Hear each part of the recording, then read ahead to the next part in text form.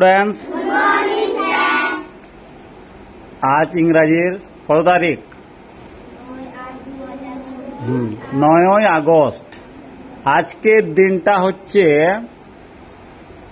আন্তর্জাতিক আদিবাসী দিবস।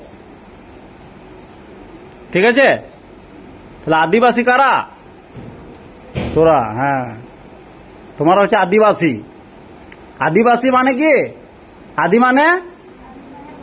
আদি মানে প্রথম, আর বাসী মানে যারা বাস করছে। আর ভারতবর্ষে যারা প্রথম থেকে বাস করে আছে তারাই হচ্ছে আদিবাসী। 9 আগস্ট আন্তর্জাতিক আদিবাসী দিবস। 23 ডিসেম্বর 1994 সালে জাতিসংঘের সাধারণ পরিষদে বিশ্ব আদিবাসী দিবসটি পালনের স্বীকৃতি পায়। 1994 সালের 23 ডিসেম্বর। আদিবাসী দিবস কি জন্য পালন করা হয়? বিশ্ব আদিবাসী জনগণ তাদের নিজস্ব সাংস্কৃতিক পরিচয়, ভূমির অধিকার,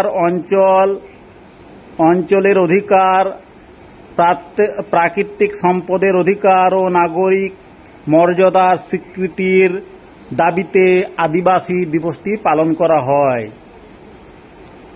সারা বিশ্বে প্রচুর আদিবাসী আছে, প্রায় 40-50 কোটি আদিবাসী হবে।